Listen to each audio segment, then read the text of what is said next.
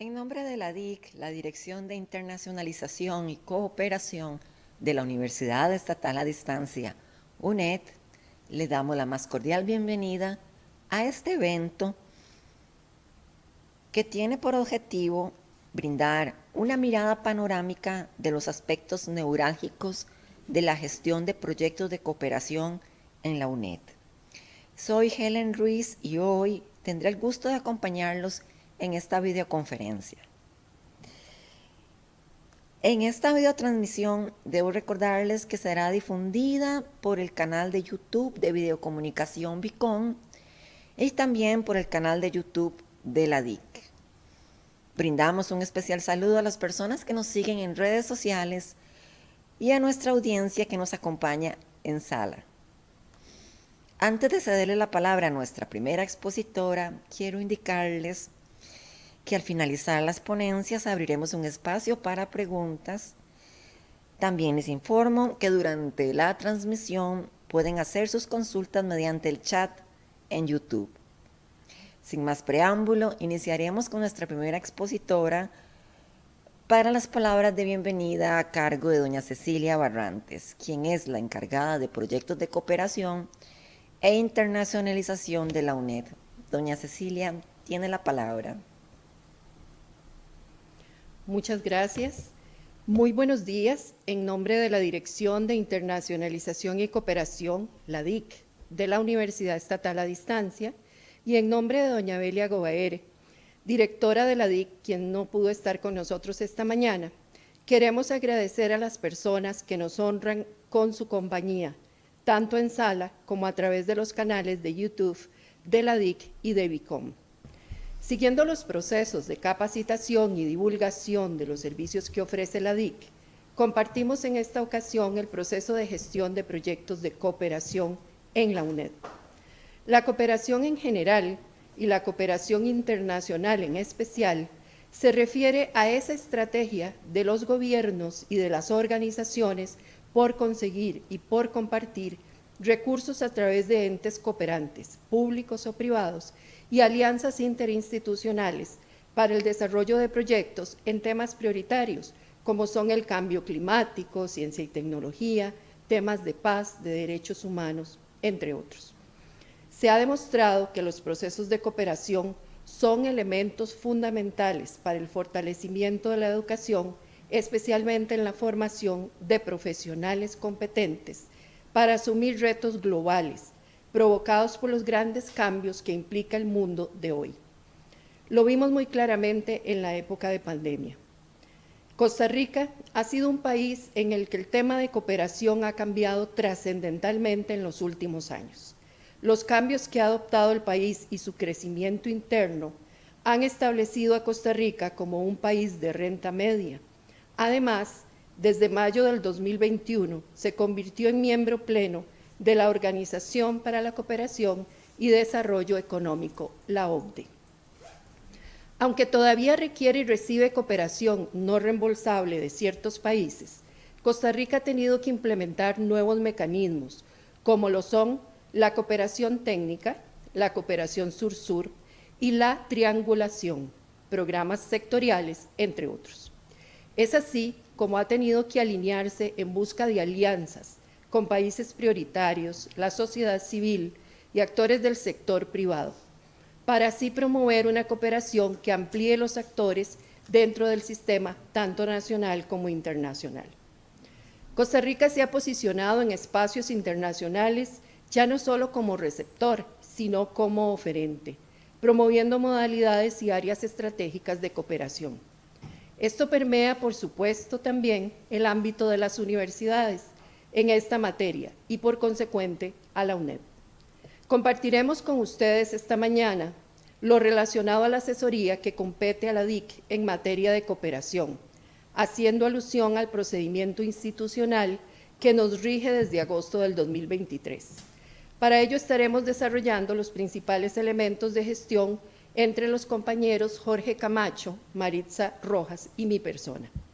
Pero nos acompañarán también desde la Vicerrectoría de Investigación, don Fran González y don Javier Rodríguez, ambos investigadores que nos compartirán su experiencia con uno de los proyectos de cooperación internacional que cada uno de ellos desarrolla en la UNED y a quienes agradecemos desde ya por su participación y por querer compartir con nosotros su conocimiento. Sin más preámbulo, damos inicio a la presentación. Doña Cecilia, le agradecemos mucho su gentil colaboración.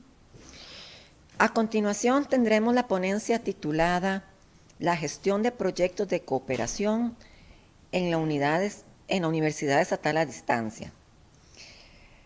Para iniciar tendremos el gusto de escuchar nuevamente a doña Cecilia Barrantes. Para la segunda parte de esta ponencia tendremos el privilegio de escuchar a doña Maritza Rojas, quien se desempeña como gestora de proyectos de cooperación en ADIC en la UNED. Para la tercera y última parte de esta ponencia, nos complace presentar al señor Jorge Camacho, quien es gestor de proyectos de vinculación de la ADIC con el sector externo. Adelante, doña Cecilia, tiene la palabra.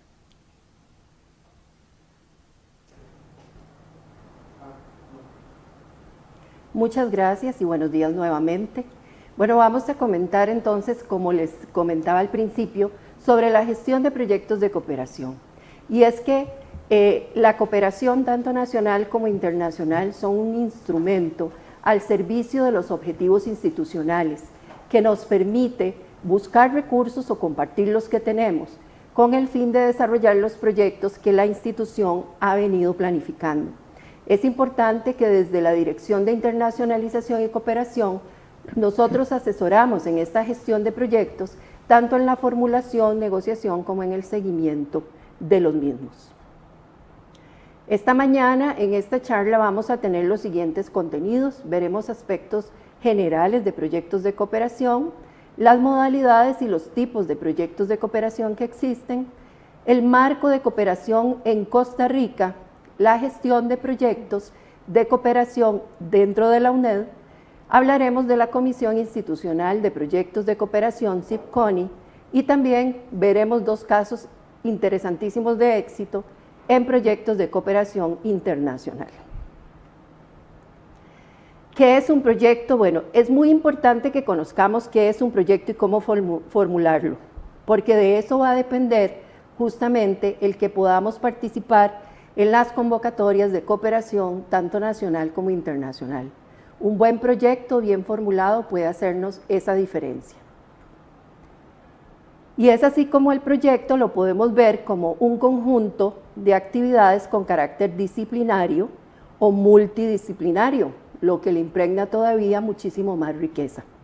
Debe estar delimitado desde el punto de vista funcional, es decir, necesitamos que el proyecto tenga muy claro sus objetivos, sus metas, cuáles son las actividades y los objetivos que persigue, y tiene que tener también un punto de vista geográfico, si es local, si es nacional, si es regional, si es internacional. También tenemos que ver el aspecto económico o financiero, es decir, tener muy claro cuáles son aquellos requerimientos de recursos que el proyecto necesita. Por supuesto, también tiene que estar fijado en el tiempo, porque los proyectos son finitos. Tenemos que recordar que un proyecto no puede ser infinito, entonces tiene que tener muy delimitado su tiempo de ejecución. Y todos estos factores deben estar muy bien planteados para lograr los objetivos que perseguimos con ese proyecto. Los orígenes de un proyecto pueden ser varios. Por ejemplo, podemos estar solucionando un problema que hemos encontrado en la institución o en alguna comunidad o en una población en la cual hemos hecho algún tipo de investigación o capacitación, y entonces pretendemos con el proyecto solucionar un problema, pero también puede ser que estemos solucionando problemas a nivel internacional, y eso fue justo lo que nos pasó con la pandemia, que con la cooperación entre estados y entre instituciones logramos de alguna manera paliar los efectos que la pandemia nos dejó. También un proyecto puede ser para producir bienes y servicios que hemos considerado necesarios para el acceso de la población y que son importantes para ellos. También buscamos satisfacer necesidades, las necesidades que tiene la misma institución, nuestra comunidad universitaria, pero también las poblaciones que son aledañas a la universidad. Un proyecto puede tener un origen en la generación de conocimiento, es decir, mediante procesos de investigación de algún aspecto importante a nivel nacional o internacional. Y también un proyecto puede ser para la transferencia de conocimiento, es decir, transferir a las comunidades y a la población esos conocimientos que hemos generado a través de la investigación. Existen entonces, según vimos en los orígenes, varios tipos de proyectos. Tenemos los proyectos de investigación, que son procesos de generación de conocimiento o de desarrollo de nuevos bienes y servicios. Esta investigación nos puede dar como resultado bienes y servicios que van a estar al servicio de las comunidades. También existen los proyectos de extensión, que son aquellos que se transfieren o se extienden a través de los conocimientos científicos, tecnológicos, humanísticos y artísticos que están disponibles después de las investigaciones o los trabajos que hemos realizado. Estos incluyen procesos de construcción de mejores capacidades sociales en las comunidades. También tenemos los proyectos que son de docencia, y hablamos aquí de procesos de enseñanza y aprendizaje que pueden ser capacitaciones, seminarios, programas, talleres y todas aquellas actividades académicas de enseñanza y aprendizaje que podemos ofrecer a la población. Por otra parte, tenemos la producción artística y literaria. Estos son proyectos que consisten en generar y concretar obras artísticas o literarias también para el servicio de las comunidades. La cooperación nacional o internacional la podemos ver como esa manera que tenemos o esa estrategia de transferir estos conocimientos entre instituciones, no solo nacionales, sino también internacionales, todas haciendo un esfuerzo común para buscar objetivos que hemos planteado y al final podernos beneficiar de los resultados compartiendo esas capacidades que cada institución y que cada país tiene. La importancia de la cooperación es justamente ahora más que nunca el compartir esas capacidades y esos recursos que los países, que las comunidades, que las instituciones pueden tener y que las ponemos al servicio de lograr objetivos comunes, fines comunes para desarrollar proyectos que al final vienen a beneficiar sus resultados no solo a nosotros mismos como instituciones, sino a toda la población. Y esto cada vez es más importante a nivel que nos hemos venido globalizando y que ya los proyectos y los problemas no son locales, son globales. Es así como el proyecto de cooperación es una herramienta que está ahí al servicio de toda la humanidad. Lo tenemos, digamos, impregnado en la vida humana porque son esfuerzos que hacemos a través de acciones concretas, conjuntas, para lograr con los recursos que tenemos todos esos objetivos y esas metas que estamos buscando. Como modalidades de cooperación, pues podemos ver varias. Aquí tenemos la modalidad de cooperación técnica. La cooperación técnica es la transferencia de conocimientos técnicos, pero también de gestión que hacemos de una institución o de un estado a otro con el fin de crear esas capacidades que esa institución o ese estado requieren y que van a ayudar justamente a la población de la que estamos trabajando. Tenemos también una modalidad que son las donaciones, que son transferencias de bienes y servicios. Puede ser también de recursos económicos que hace un estado o una organización a otra y totalmente gratuito, sin necesidad de hacer ningún reembolso y que es perpetua en el tiempo.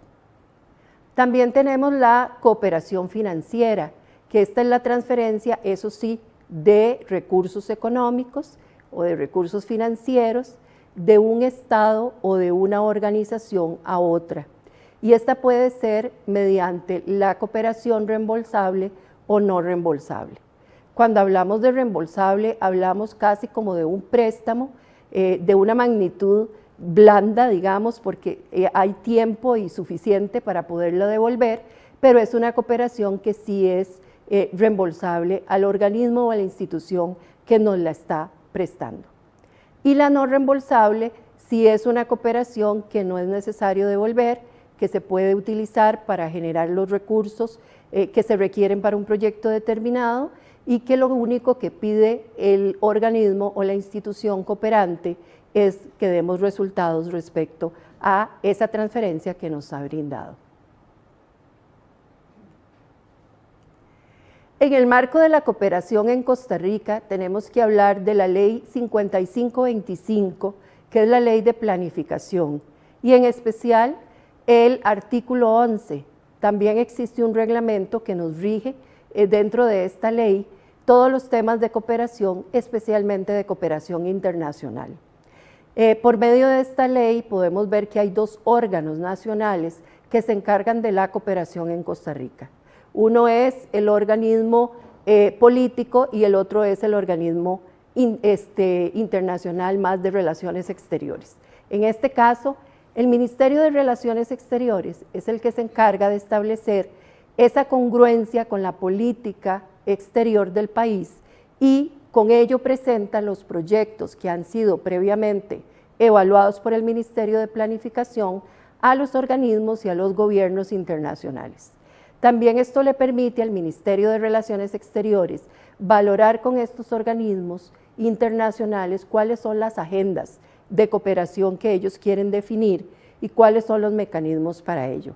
También se logra con este ministerio, pues, conocer cuáles son las comisiones mixtas que hay entre países y esos acuerdos de cooperación que se van firmando a lo largo de los años.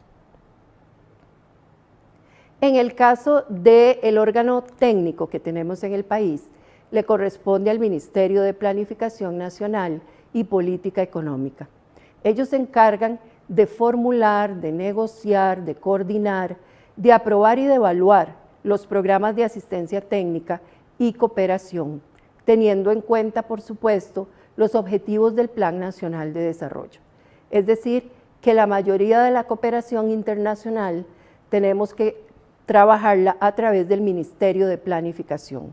Ellos son los que evalúan si los proyectos que estamos presentando realmente cumplen con los acuerdos de los organismos internacionales. Y a través de ellos presentamos la mayoría de los proyectos. Y digo la mayoría porque hay organismos internacionales de cooperación que no pasan por el Ministerio de Planificación, lo cual pues pone un poco en desventaja el cumplimiento de la Ley de Planificación Nacional.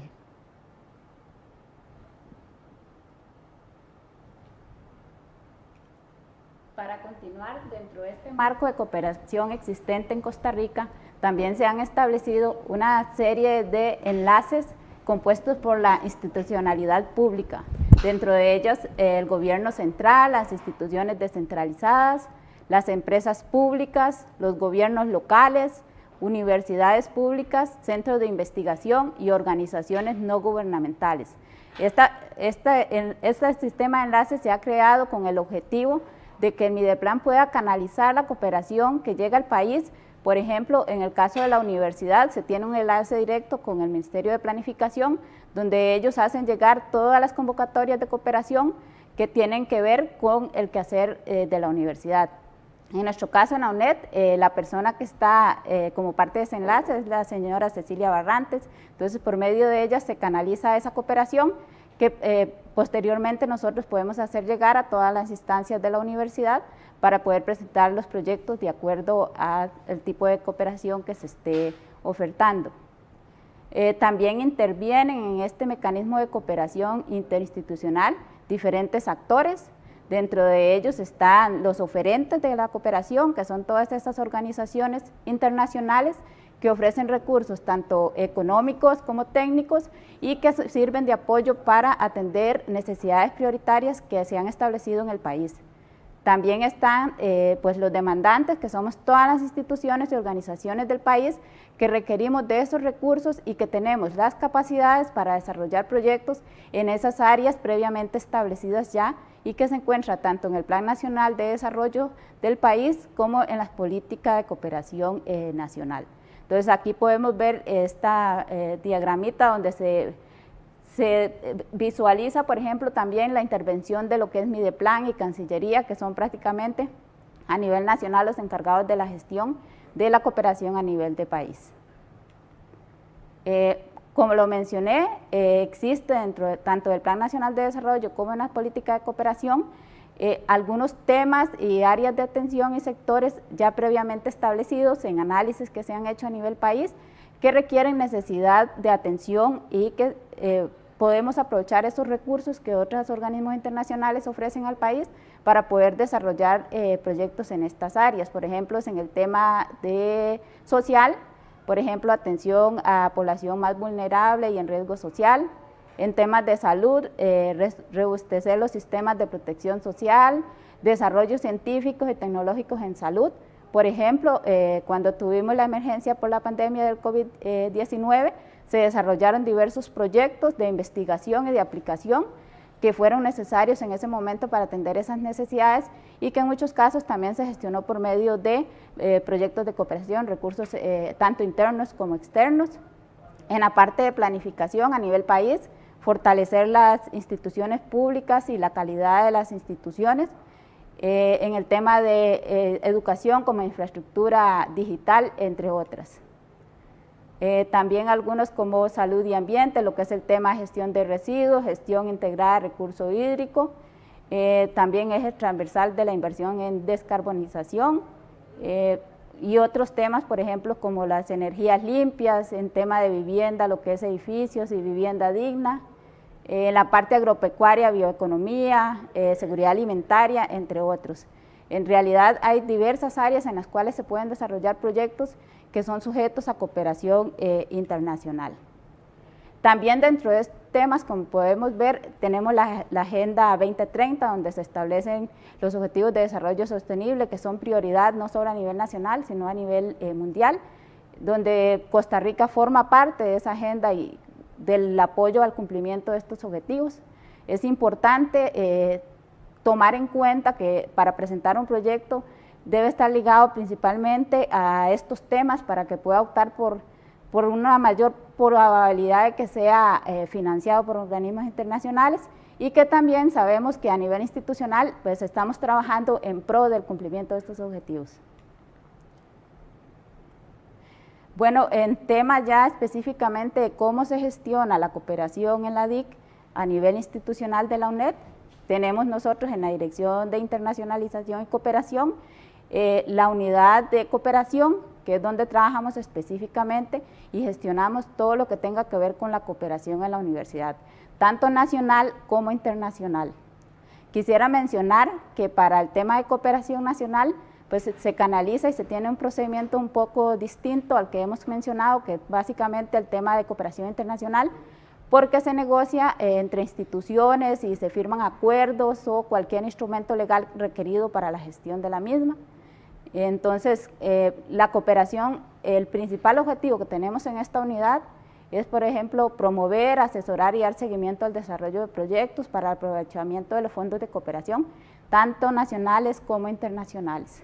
En la universidad gestamos diversos proyectos, en algunos casos, por limitación de recursos, tal vez no se pueden desarrollar, pero tenemos esta opción también de optar por recursos externos, tanto técnicos como financieros, que desde la DIC nosotros podemos apoyar en la consecución de esos fondos y también en la formulación de los proyectos para que puedan ser presentados a estos organismos.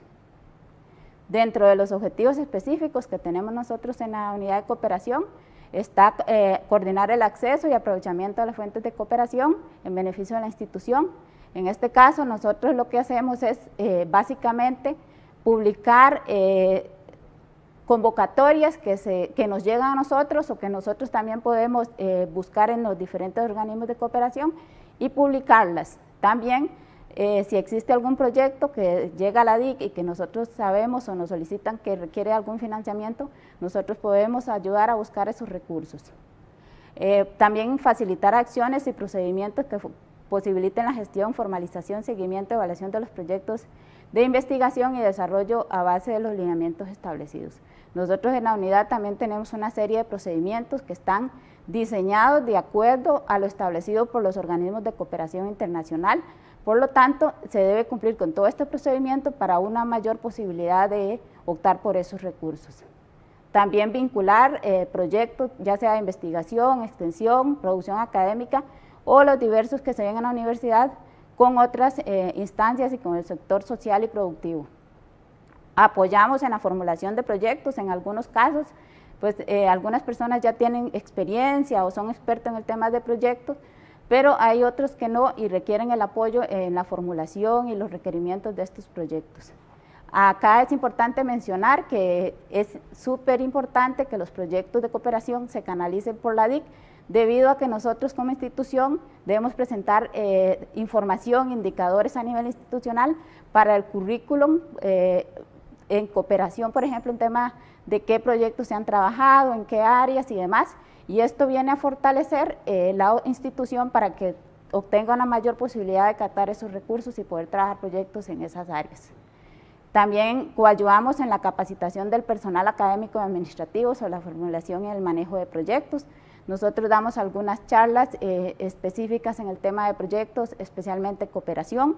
También las personas que necesiten algún apoyo nos pueden contactar y con mucho gusto nosotros ayudamos en ese procedimiento de capacitación dirigida a esas personas que quieren presentar algún proyecto.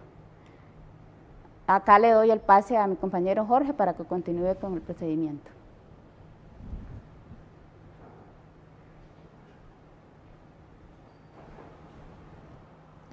Sí, bueno, muchas gracias, Maritza. Para continuar con la presentación del día de hoy, pues es importante conocer un poco cuál ha sido la historia, digamos, con respecto a la reglamentación y a procedimientos relacionados con la gestión de proyectos de cooperación. En el 2012 se aprueba por primera vez en el CONRE un procedimiento, ¿verdad?, en donde se dice el ABC de cómo manejar todos estos proyectos de cooperación, y en el 2023 pues se hace una actualización de esos procedimientos y se deposita en pues el manual de procedimiento de dirección el procedimiento en donde hablamos de todo lo que tiene que ver con la gestión de proyectos de cooperación. Entonces eso es un poco la historia de este procedimiento. Acá un poco para profundizar, bueno, ¿cuáles son esos pasos? Es importante verlos, digamos, como agrupados. Por un lado vemos todas las fases que tienen que ver con el inicio del proyecto. Ahí pues a pesar de que existen, digamos, formularios para la solicitud de formulación de proyectos de cooperación, ya muchísima de esta solicitud se tramita mediante correo electrónico.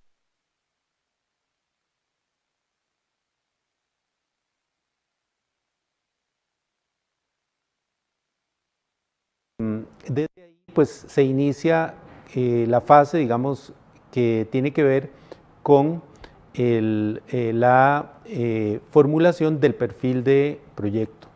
Entonces, nosotros en la dirección colaboramos en asesorar y en revisar que esa formulación sea la adecuada.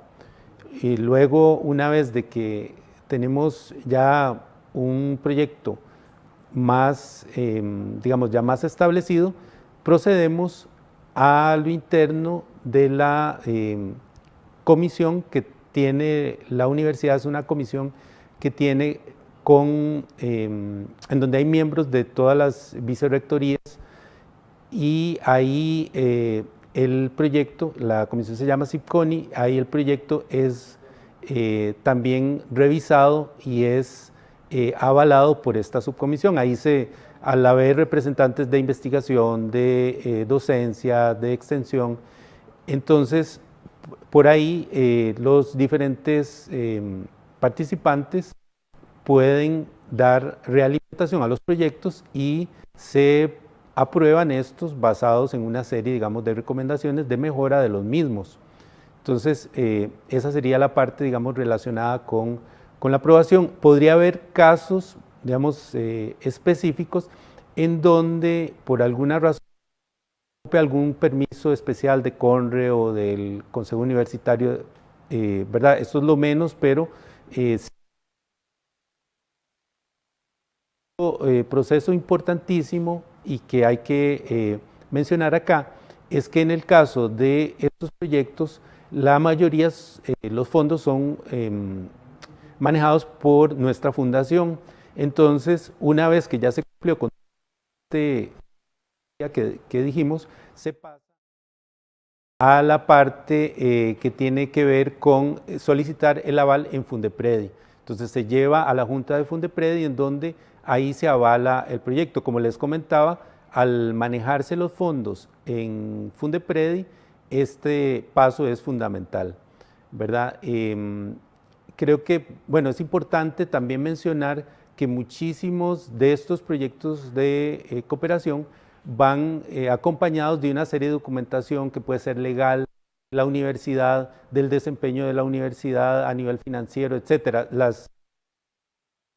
Tal y como decíamos anteriormente, dependiendo del ente que nos vaya a financiar el proyecto, puede tener diferentes requerimientos. Entonces, en ese sentido, pues nosotros colaboramos en la obtención de todos estos, ¿verdad? Toda esta documentación que es necesaria para poder participar en la convocatoria.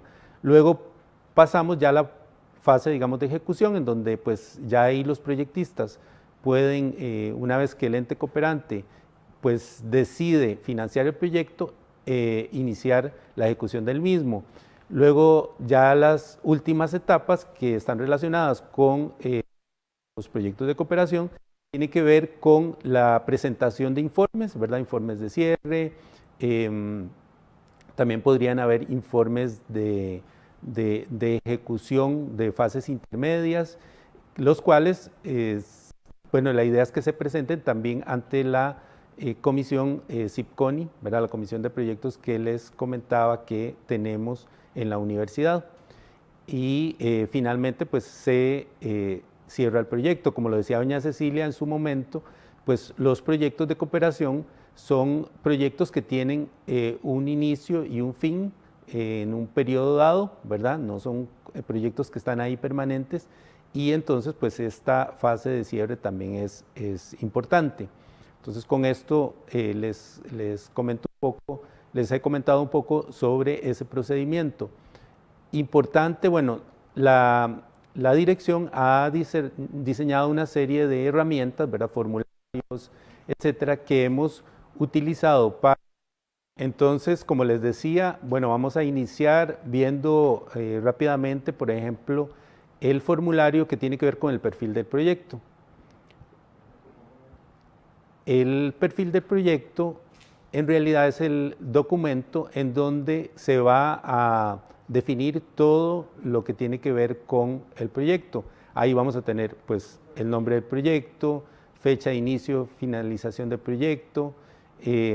También, bueno, se ha tratado, digamos, de incluir, o sea, se incluye, por ejemplo, los objetivos de desarrollo sostenible que vamos a impactar con este proyecto, y ahí podemos ir viendo, ¿verdad?, cómo pues parte también de este formulario, pues de las partes más importantes van a tener que ver con la definición, por ejemplo, de objetivos, objetivo de proyecto, objetivos específicos, actividades, etcétera. Entonces, eso es a grandes rasgos, ¿verdad?, el formulario que utilizamos nosotros para el perfil de proyecto. Una cuestión muy importante dentro de este formulario es que ahí vamos a también vamos a dejar evidenciado, por ejemplo, los avales, ¿verdad? Cuáles son las personas de las diferentes direcciones, diferente coordinación del proyecto, y también, por ejemplo, en el caso de la vicerrectoría respectiva, tiene que llevar ese aval. Entonces, ¿verdad? Este es el documento, no me voy a centrar mucho en él. Ahí está en nuestra página, y pues la idea es que también eventualmente, si ustedes pues tienen y quieren formular un proyecto y necesitan de nuestro apoyo, para eso estamos nosotros, para colaborar en poder llenar este tipo de documentos. El siguiente documento que tenemos, bueno, es una herramienta, es un cronograma tipo Gantt, ¿verdad? En donde pues ahí vamos a ir poniendo nuestros objetivos, las actividades que se van, digamos, desprendiendo de esos objetivos, las personas responsables y el tiempo, la duración que se va a tener para hacer esas diferentes actividades. Entonces, esta es otra herramienta que va, digamos, de la mano con el proyecto de cooperación. La siguiente herramienta que les quería mostrar tiene que ver con la parte del presupuesto. La parte del presupuesto, acá, pues importante recalcar que tenemos que poner las diferentes partidas, ¿verdad? También tener muy claro cuál es el aporte que hace la universidad, ¿verdad? Y cuál es el aporte que hace el ente cooperante. Esto es muy importante, ¿verdad? Porque obviamente al hablar de proyectos de cooperación vamos a tener estos escenarios, ¿verdad? En donde tanto ¿cómo se llama? La universidad como el ente cooperante ponen o financian el proyecto. Y entonces, ¿verdad? Esto, pues tenerlo muy presente, porque muchas veces, pues tal vez cuando nosotros ponemos todo, tal vez no estamos frente a un proyecto de cooperación, ¿verdad? Tenemos que tener este otro componente en el que hay un ente que nos va a ayudar a financiar el proyecto. Continuando con la presentación, bueno, aquí un poco esto que les mencionaba, ¿verdad? De cómo los aportes del ente cooperante, ¿verdad? Pueden ser económicos, pero también puede ser en especie, ¿verdad? Pueden ser expertos, puede ser equipo, pueden ser instalaciones, pueden ser viáticos, y también tenemos, como lo decíamos, la contrapartida de la UNED, que es muy importante muchas veces pues lograr cuantificarla, ¿verdad? Con respecto a salarios, uso de instalaciones, uso de equipos, uso de transporte institucional, viáticos, e inclusive en algunas ocasiones hasta aportes económicos. Entonces, ¿verdad? Bueno, por acá esta parte, digamos, era importante como de recalcarla. Bueno, como les mencionaba, en el 2011 se creó esta esa comisión que se llama CIPCONI, que es la Comisión de Proyectos, Institucional de Proyectos, y en donde, como les comentaba, ahí tenemos pues al vicerrector de planificación, tenemos también a representantes tanto de la parte académica, la parte financiera, la vicerrectoría de investigación, de la parte de extensión, de la parte, digamos, en sí de la DIC. Entonces, esa es más o menos, es importante, todos los proyectos de cooperación tienen que presentarse ante la Comisión de Proyectos, y ahí se emite un aval, como les comentaba también anteriormente, y muchas veces es un espacio muy rico para poder realimentar los proyectos, ¿verdad? Poderlos enriquecer más, poderlos vincular con otros sectores, con otras dependencias de la universidad. Bueno, por acá ya para ir finalizando, un poco las funciones de la comisión, ¿verdad? Tal como les comentaba, evaluar las iniciativas o propuestas en las que desean participar los investigadores, ¿verdad? Analizar, digamos, toda esta parte del recurso que se asigna al proyecto, ¿verdad? Muchas veces el desarrollar un proyecto de cooperación significa destinar tiempos, entonces muchas veces los mismos miembros que hay a lo interno de la subcomisión pueden ayudar a un poco a visualizar cómo se va a hacer toda esta logística, ¿verdad? Toda esta parte. Dar seguimiento a las propuestas aprobadas, eso también es importante, ¿verdad? Estar en esta parte de cuáles han sido los resultados, cuál ha sido el impacto de esos proyectos de cooperación en los que hemos podido participar. Y pues también relacionado con esto, muchas veces se puede solicitar la evaluación de esos proyectos que se han venido ejecutando. Bueno, muchas gracias. Esto sería en cuanto a lo que íbamos a presentar en la DIC. Y ahora continuamos con la presentación de los casos de éxito. Agradecemos a doña Cecilia, a don Jorge y a doña Maritza su gentil colaboración. Les recuerdo que pueden hacer sus consultas mediante el chat de YouTube. Y a continuación le damos la palabra al máster Frank González, quien es investigador de la UNED, y nos brindará su presentación sobre el proyecto Inventario de la Flora Vascular del Pila. Adelante, don Frank, tiene la palabra. Bueno, este proyecto, sí, estamos como listos. mencionaba anteriormente, tiene por título Inventario de la Flora Vascular del Pila. El Pila es el Parque Internacional de la Amistad, es el área silvestre protegida más grande que tiene Costa Rica a nivel continental, con cerca de 400.000 hectáreas. Este proyecto lo coordina este servidor, Fran González Brenes, doctor en geografía, en colaboración con el licenciado Tomás Alfaro, que también trabaja en el Laboratorio de Ecología Urbana, el colega Alex Monroe del Real Jardín Botánico de Kew, en el Reino Unido, y el colega Daniel Santamaría, investigador asociado a la Universidad de Pensilvania en Estados Unidos. Como les decía, lo ejecutamos desde el Laboratorio de Ecología Urbana y tenemos como principal cooperante al Real Jardín Botánico de Kew, que es la institución que durante los últimos 4 años ha estado haciendo un importante aporte económico para ejecutar las expediciones botánicas al campo, que son probablemente el elemento más costoso que tiene este tipo de investigación, y ya les voy a comentar por qué. Bueno, en este momento estamos trabajando con un presupuesto modesto de $7.500, que nos está permitiendo hacer las expediciones botánicas que estamos ejecutando este año en Costa Rica. Para ponerlos un poco en contexto, el Parque Internacional de Amistad, como les decía, tiene una extensión de cerca de 400.000 hectáreas y está compartido entre 2 países, Costa Rica y Panamá. El 51% del territorio pertenece a Panamá y el 49% pertenece a Costa Rica.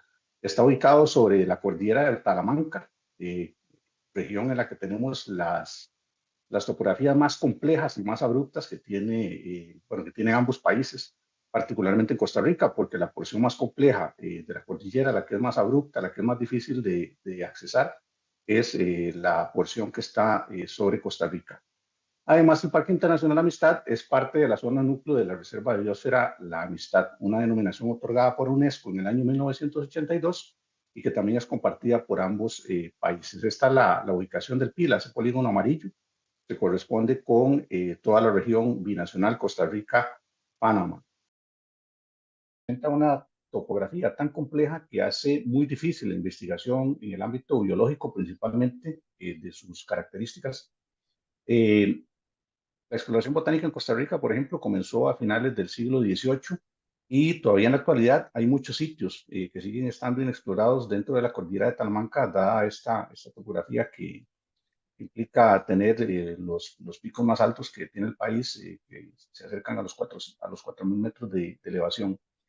Bueno, esto ha dificultado muchísimo el trabajo y durante los últimos años nos hemos puesto la tarea de continuar con la investigación botánica dentro del área protegida y hemos planteado este proyecto que tiene como objetivo principal aumentar el conocimiento fitogeográfico del Pila y su diversidad florística para propiciar los esfuerzos de conservación del área protegida.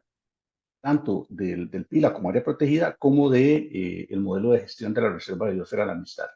Y para esto nos hemos propuesto trabajar en 3 objetivos específicos, que incluyen visibilizar la riqueza florística del área protegida como una herramienta para promover su valor biológico y su potencial para el desarrollo local, principalmente para las poblaciones aledañas al parque y que están dentro de la Reserva de Biosfera.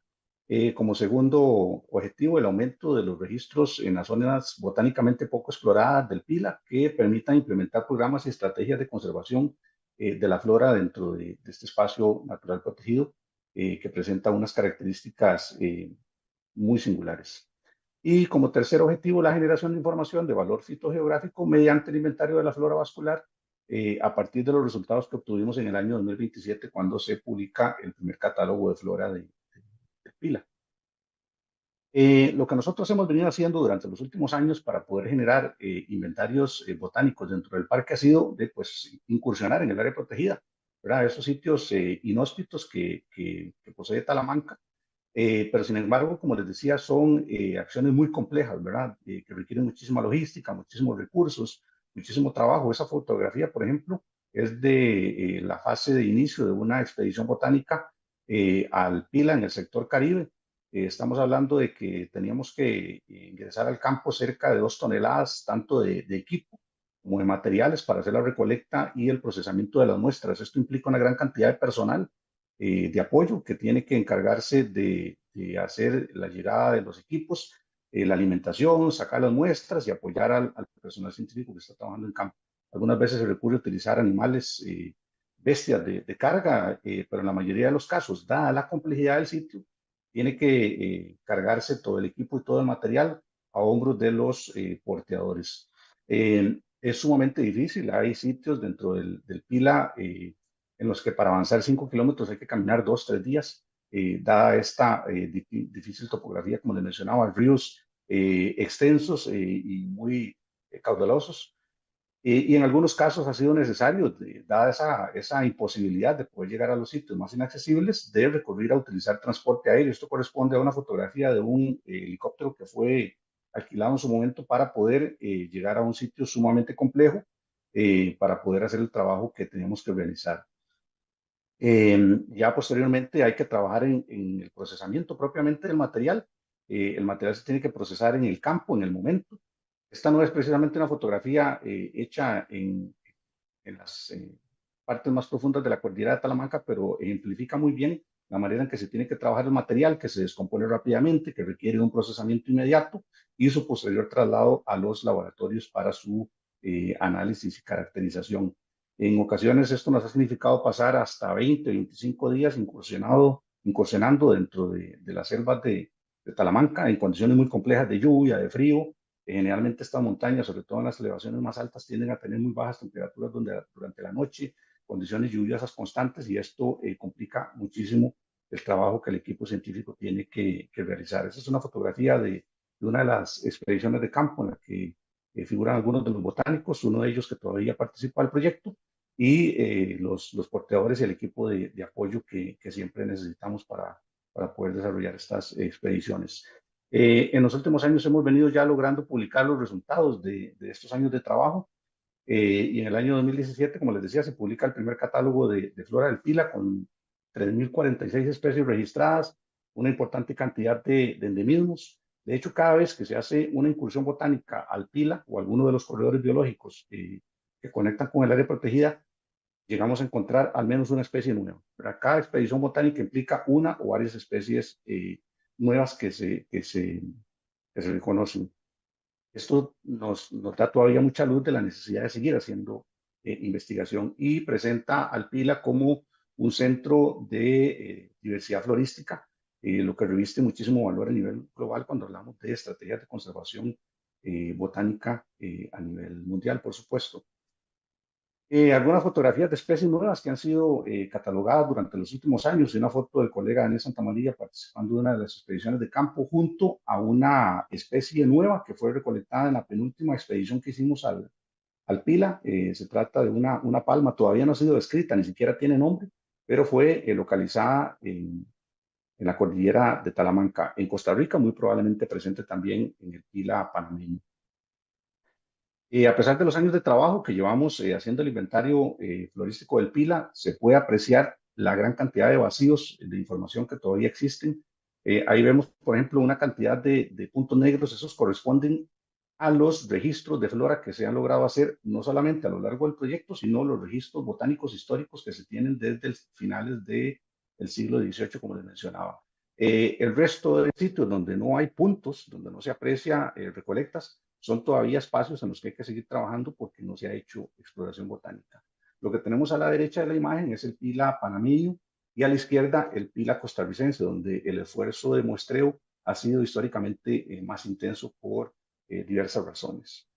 Pero sin embargo se siguen apreciando sitios, como les digo, muy complejos de accesar en los que todavía no se ha podido llegar para hacer ese inventario y son las zonas prioritarias para nosotros para investigar en este momento. Bueno, es un área protegida que tiene una gran cantidad de sitios poco explorados o inexplorados del todo.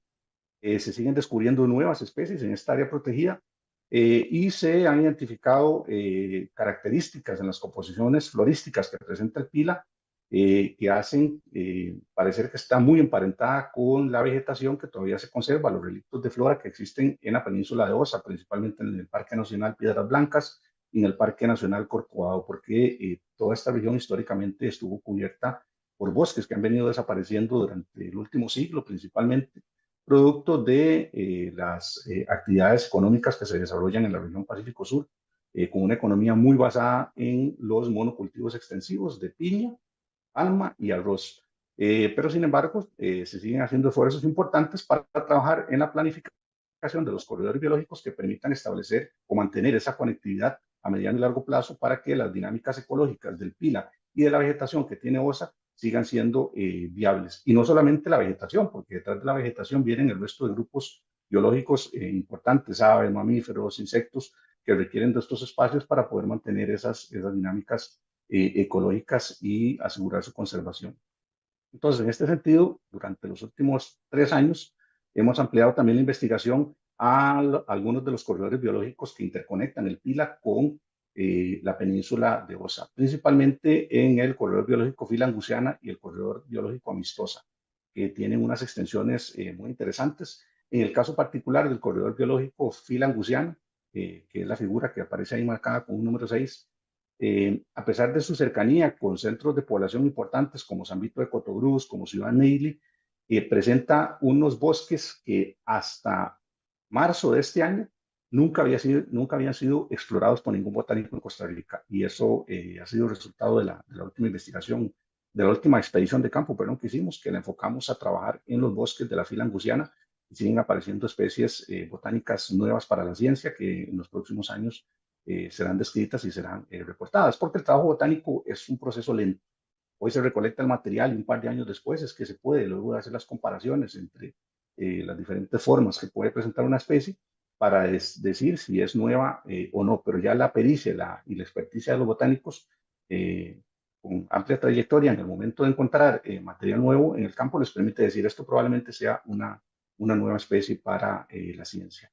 Y bueno, concentramos el trabajo, como les decía, en este momento en el Pila y en los corredores biológicos que permiten la interconexión con la península de Osa.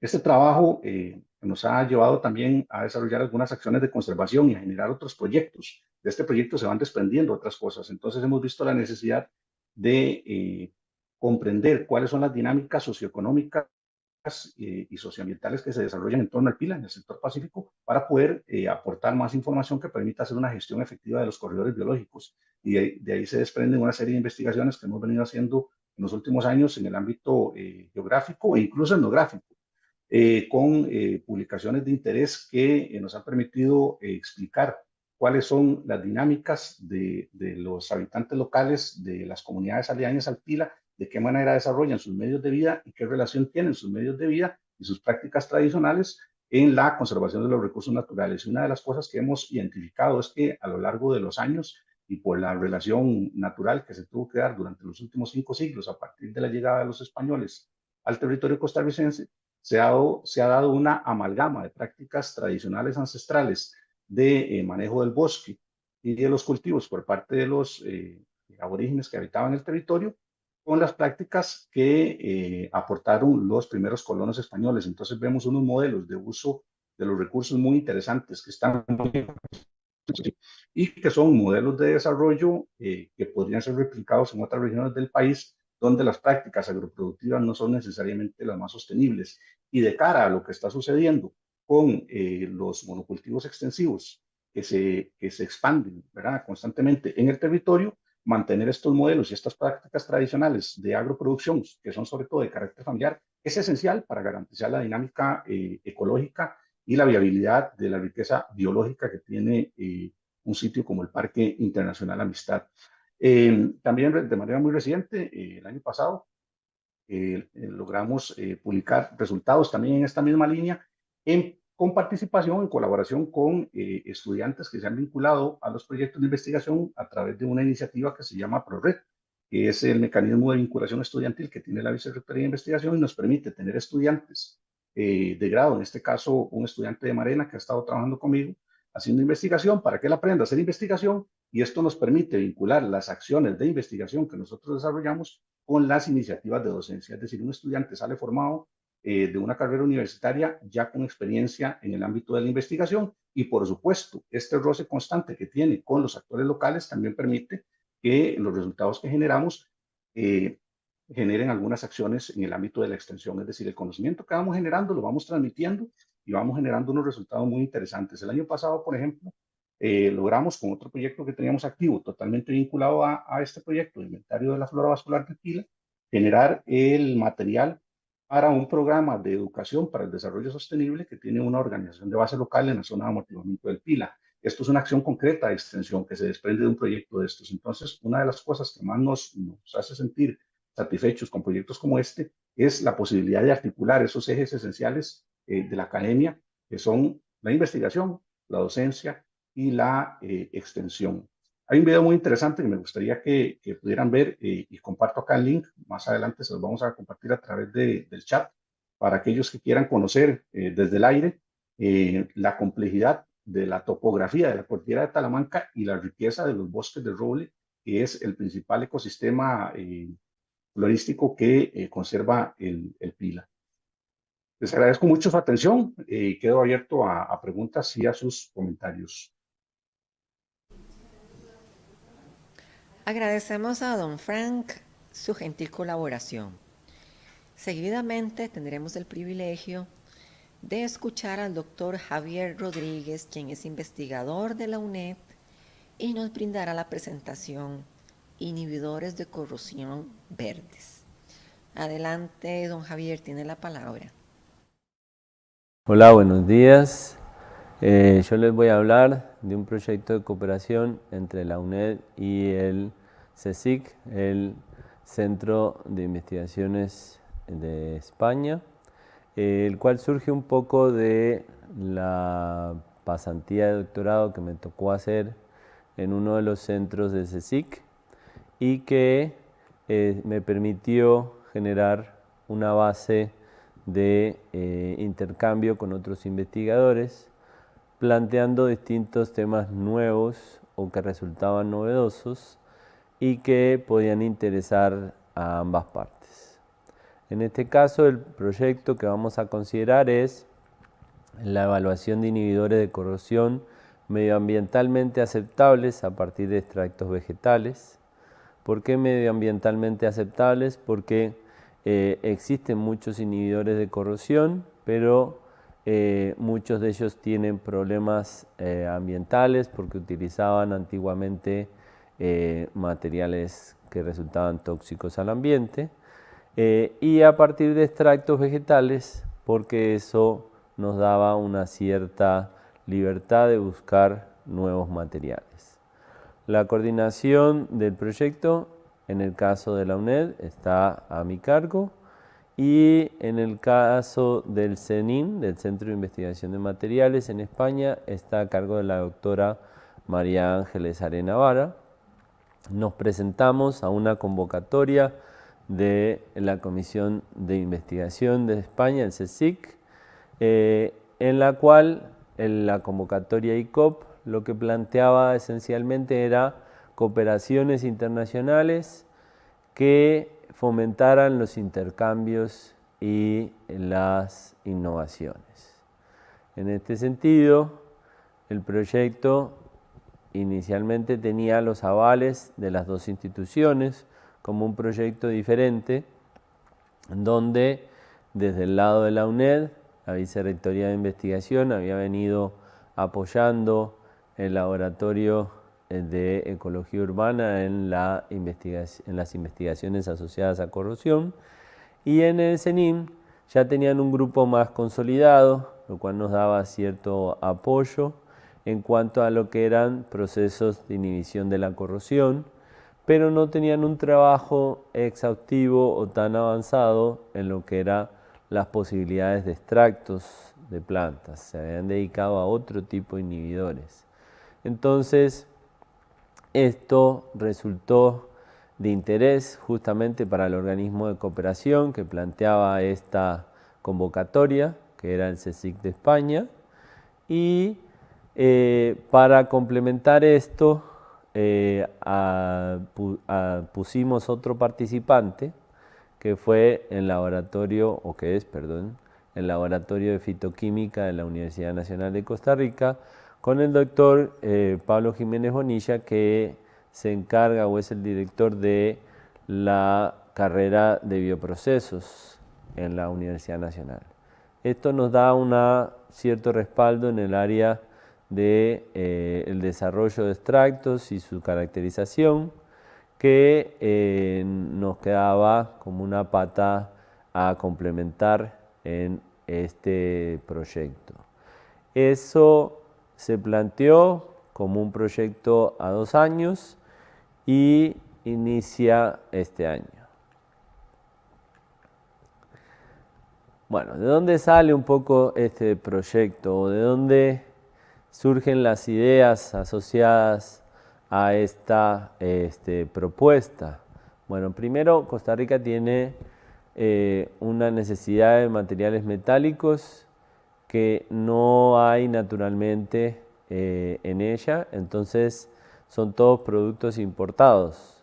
Entonces hay una necesidad de proteger todas las infraestructuras metálicas que hay en el país y evitar que tengamos un deterioro de estas, dado que la pérdida de ese material implica una recuperación teniendo que comprar muchas veces nuevo material. También, desde el punto de vista de los extractos, las posibilidades de biodiversidad y de diferentes microclimas nos daban una facilidad de tener variedades importantes de productos agrícolas que generaban residuos secundarios o de procesamiento que podían tener una segunda oportunidad de aprovechamiento. Esto bajo una idea de biorefinería o bioprocesos secundarios que tenían algún tipo de potencial bajo esta idea de generar extractos con algún tipo de capacidad para protegernos de la corrosión.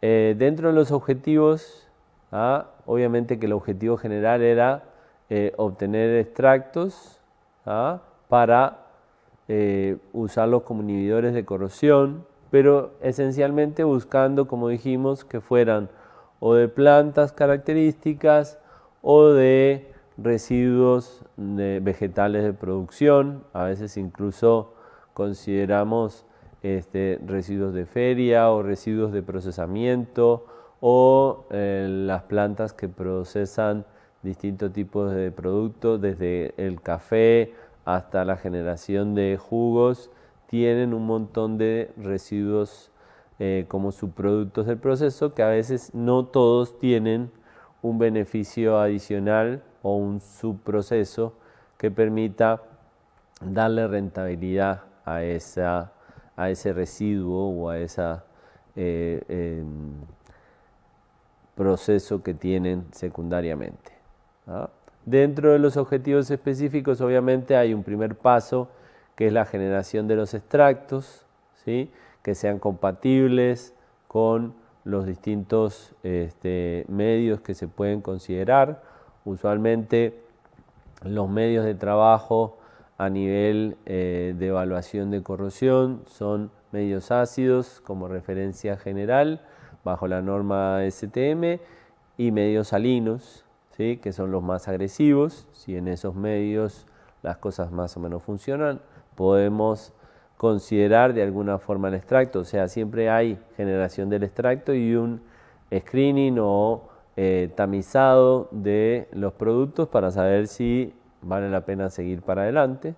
Después, cuando hay algo que tiene potencialidad, hacemos una caracterización físico-química, que es determinar cuál es el tipo de composición básica.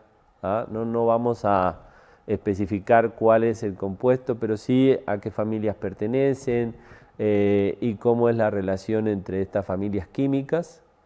Y por último, llevar ese extracto a las situaciones estándar de valoración como inhibidores de corrosión, generalmente asociados a, como dijimos, medios ácidos y salinos, que son los más agresivos.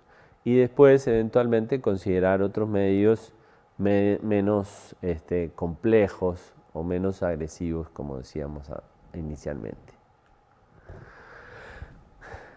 La ubicación geográfica para este proyecto implica toda Costa Rica, porque podemos considerar productos de distintas zonas y plantas de distinto tipo para la generación de extractos. Y la ventaja de la variabilidad climática en el país nos permite además tener muchas posibilidades, ¿sí? Obviamente esto va a beneficiar a distintos tipos de personas según el tipo de extracto y de dónde sea mejor o no cultivar ese tipo de plantas. Entonces, el productor que tenga la suerte de que su residuo o su producto tiene un extracto con propiedades anticorrosivas, se va a ver beneficiado. No sabemos a priori quién, pero podemos plantear que pueden ser en varios sitios del país. Obviamente toda la población del país, con la capacidad que puedan dar estos inhibidores en la protección de la corrosión, se va a ver beneficiada en términos generales. Quizás como último punto, porque tenemos que pasar estos extractos, los que funcionen, a través de un proceso de generación de productos de uso final, sobre todo asociado a la industria, que es el primer usuario de este tipo de extractos en sus procesos, sobre todo de intercambio térmico, y en los procesos de generación de otros subproductos de protección de la corrosión, como pueden ser eventualmente algún tipo de recubrimientos, pinturas o incluso algún tipo de líquido de proceso. En este sentido, hay que considerar que los dos grupos tenían ventajas porque eran de alguna forma complementarios. Mientras el CENIM tenía un desarrollo importante en infraestructura y en capacidad académica asociada sobre todo al desarrollo de modelos o procesos de inhibición de la corrosión, la UNED tenía la base de un grupo que, aunque más joven, ¿sí?, y menos experiente, decía hacer un manejo con inhibidores de corrosión a partir de extractos, ¿sí? Esto también apoyado por otros centros donde esto se afianzó más, que fueron sobre todo en México en algún momento, y ahora ha sido un proceso más difundido a otros países, y cada uno tenía su aporte desde el punto de vista de su infraestructura, de su personal formado y a su vez de las capacidades técnicas que tenía ya consolidadas. ¿Qué es lo que se le pide al fondo ICOP? Lo que se le pide y lo que el Fondo ICOP da con más facilidad, por eso apuntamos a este tipo de fondos, son fondos de movilidad, fondos de intercambio de experiencias, de apoyo en la formación de grupos jóvenes, como es el caso del grupo que tenemos en la UNED, y de posibilidad de enviar personal para que se forme de una mejor forma, valga la redundancia, en centros un poco más avanzados de lo que tenemos actualmente en el país. No es que sean malos, simplemente tienen mayor experiencia en algunos temas, ¿sí? En este sentido, los fondos que se obtuvieron de la Comisión de Investigación Española, del CSIC, son fondos que los maneja la institución española que esté en la cooperación, en este caso el CENIM, y que en definitiva, considerando todos los aportes que hay para el proyecto, van a rondar en un proyecto común de alrededor de unos $50.000 aproximadamente. Muchas gracias por su atención. Quedo atento a sus preguntas o consultas por correo a mi correo en la UNED, jrodriguezy@uned.ac.cr. Agradecemos a don Javier su gentil colaboración. Hemos llegado al espacio para preguntas, pero iniciaremos con una felicitación que recibimos a través del chat de YouTube. Esta es de parte de la Universidad Pública de El Salvador, la cual es referente de experiencia de gestión de cooperación internacional, y felicitan a Costa Rica por ser líder a seguir en esta temática. Esta felicitación es de parte de doña Janet Bulnes. Seguidamente, continuamos con la primera pregunta y es para doña Cecilia. Y dice así: ¿cuáles son los principales desafíos que enfrenta la UNED en la gestión de proyectos de cooperación internacional y qué estrategias se han implementado para superarlos? Adelante, doña Cecilia, tiene la palabra. Muchas gracias. Bueno, es una pregunta muy interesante porque realmente sí hemos tenido muchos procesos complicados para participar en la cooperación internacional. Dichosamente, los hemos ido solventando poco a poco.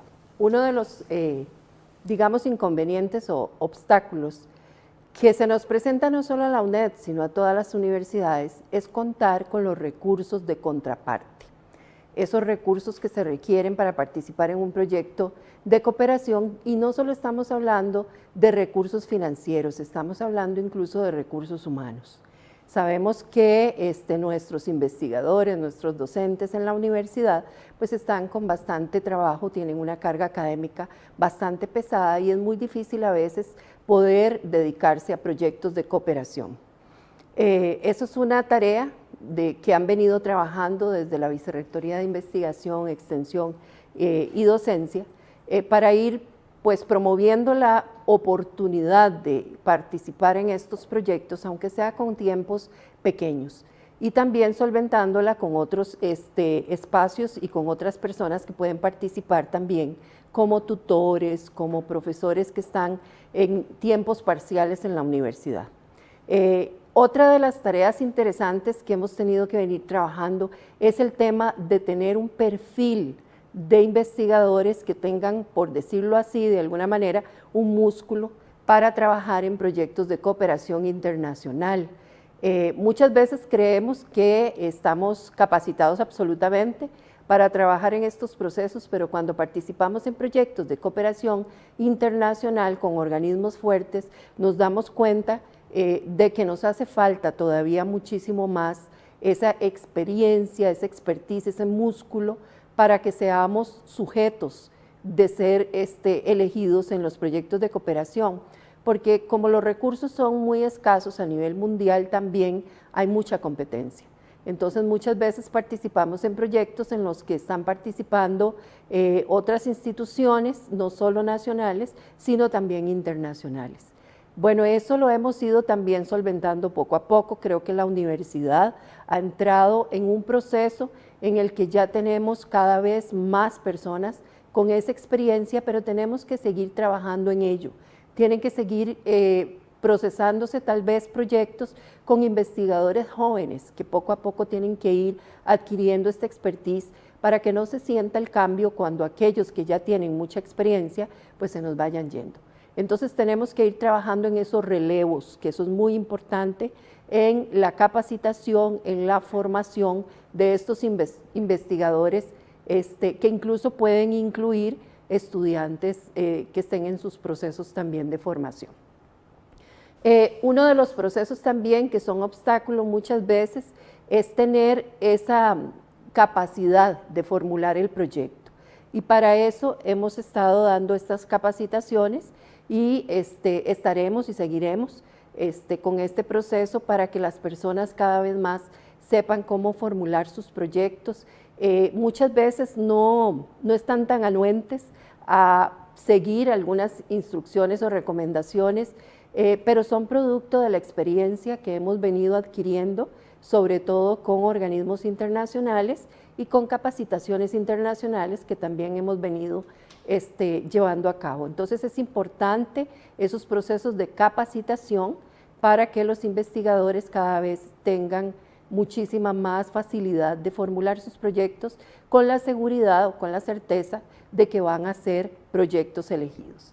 Es importante también, otro requisito, cumplir a cabalidad con los procedimientos y requisitos que piden los organismos. El hecho de que nos brinquemos algún requisito puede ser ya un sinónimo de que quedemos fuera de la competencia. Entonces es importante que cumplamos con todos los requisitos que pide. Muchas veces creemos que tal vez es muy complicado, que es muy largo, que son procesos que nos quitan mucho tiempo, pero vale la pena cuando los proyectos, como los que acabamos de ver, tienen éxito y se pueden desarrollar y llegan a buen fin. Entonces yo creo que vale la pena que hagamos esos esfuerzos. Ahorita escuchaba la felicitación de Janet Bulnes de la Universidad de El Salvador, y bueno, es importante referirnos a ese proyecto porque es un proyecto de cooperación en la que realmente quien otorgó la cooperación en mayor grado fue Costa Rica por medio de la UNED. Esto ha sido muy aplaudido también, muy comentado, incluso en los organismos como el Ministerio de Relaciones Exteriores y el Ministerio de Planificación, porque ha sido una de las cooperaciones más fuertes que Costa Rica ha podido otorgar. Y esto empata mucho con el tema que hablábamos anteriormente sobre cómo nosotros ya no tenemos solo que pedir cooperación, sino también otorgarla, precisamente porque somos un país de renta media, porque somos un país que somos parte de la OCDE, entonces ya nuestro papel no es solo esperar la cooperación, es también poder ofrecer. Y una de nuestras ofertas más grandes y más importantes es justamente la educación a distancia, porque esa es una de nuestras fortalezas. Y bueno, este proyecto de El Salvador se trató de eso precisamente, de apoyar a la Universidad de El Salvador para que ellos tuvieran una universidad a distancia. Y esta fue una cooperación que en realidad no la pudimos ni cuantificar realmente como se debería, pero fue muy, muy grande. Eso nos da esa experiencia, por ejemplo, en este tema, ese músculo, que nos sirvió después para otras cooperaciones, como fue la cooperación con la UNESCO, donde después ofrecimos un programa de capacitación y de formación en educación a distancia a muchas universidades en Centroamérica. Pudimos capacitar cerca de 150 profesores. Entonces yo creo que eso es precisamente, es ir haciendo esta expertise, ir haciendo este músculo, que la universidad vaya teniendo un perfil competitivo para la cooperación internacional. Gracias. Agradecemos a doña Cecilia su gentil explicación. La segunda pregunta es para don Jorge y dice así: ¿cuáles son los pasos y requisitos necesarios para que los estudiantes puedan iniciar y gestionar un proyecto de cooperación en la UNED? ¿Existen programas de apoyo o asesoría disponibles para guiar a los estudiantes en este proceso? Adelante, don Jorge, tiene la palabra. Muchísimas gracias por la pregunta. Bueno, creo que es un gran desafío, ¿verdad?, para la universidad. En realidad, pues todavía hay muchísimo que definir y que, ¿verdad?, poder tener herramientas claras que nos puedan ayudar a tener claro, ¿verdad?, el alcance de esa participación que podrían tener estudiantes en proyectos de cooperación. Principalmente, bueno, desde la DIC lo que visualizamos es la posibilidad que algunos de los estudiantes se integren a proyectos de investigación de nuestros investigadores, ¿verdad?, donde podamos, pues eso, por medio de la incorporación de ellos a estos proyectos, que el estudiante pueda adquirir esa experiencia y pueda adquirir ese expertise dentro de los proyectos que se están desarrollando.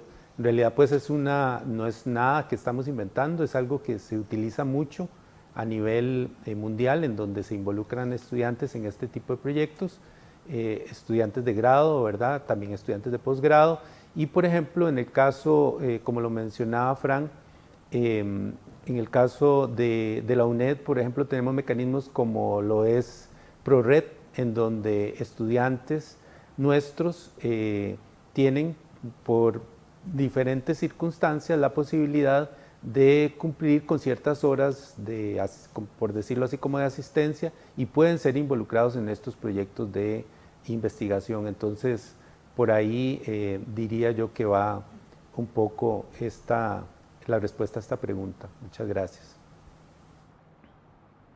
Agradecemos a don Jorge su gentil respuesta. La tercera pregunta es para doña Cecilia y dice así: ¿cómo podemos mejorar los tiempos de respuesta para cuanto a la aprobación final de las alianzas privadas? Tiene la palabra doña Cecilia, adelante.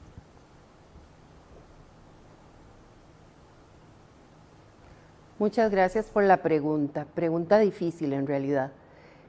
Bueno, esto se refiere más a convenios que a proyectos. Sin embargo, es importante decir que muchos proyectos de cooperación se trabajan a través de convenios.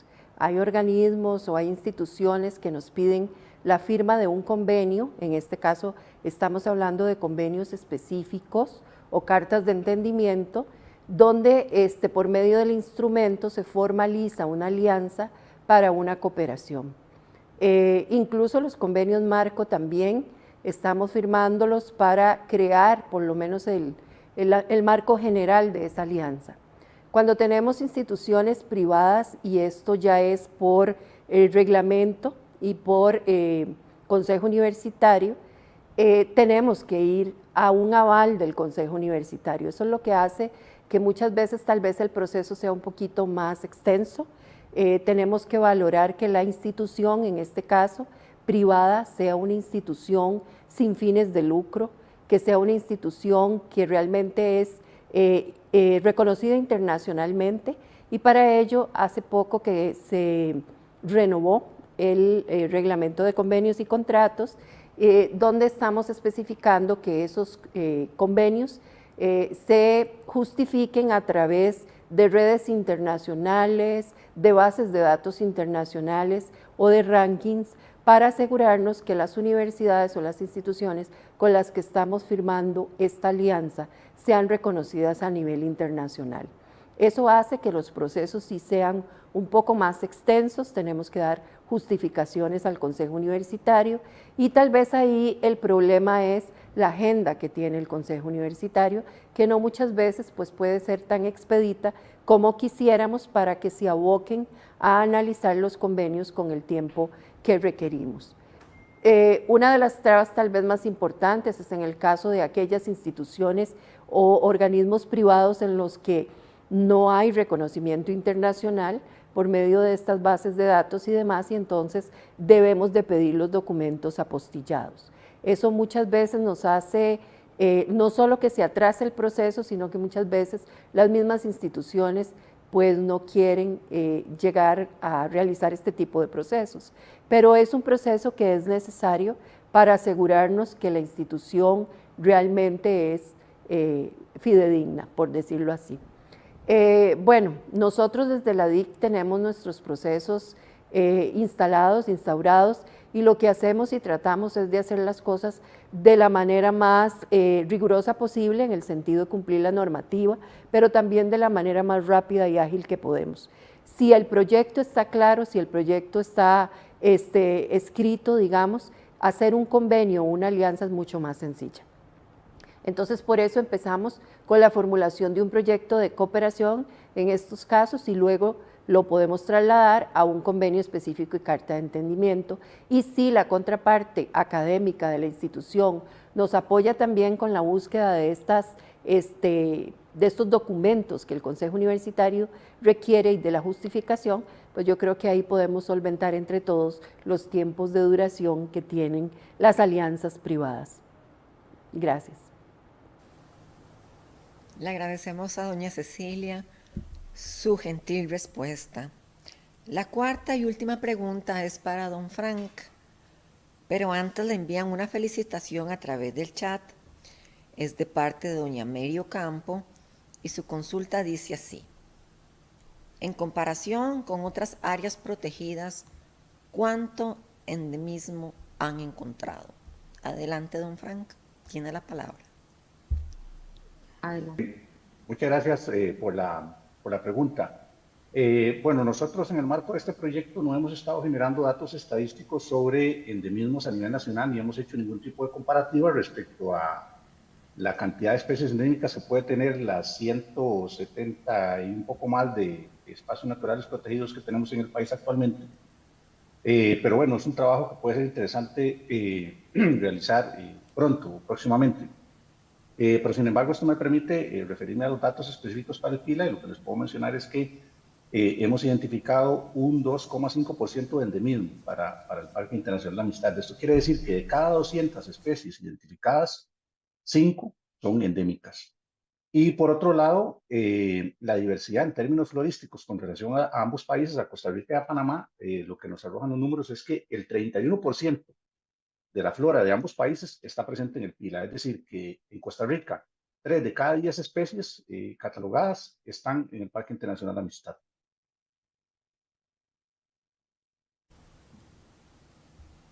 Muchas gracias, don Frank. Para concluir, les informamos que este evento quedará grabado en el canal de YouTube de BICON y también en el canal de YouTube de la DIC. De esta manera, la DIC agradece la participación de este selecto grupo de expositores y brindamos un especial agradecimiento a nuestra audiencia en sala y en redes sociales. Esperamos nos acompañen próximamente.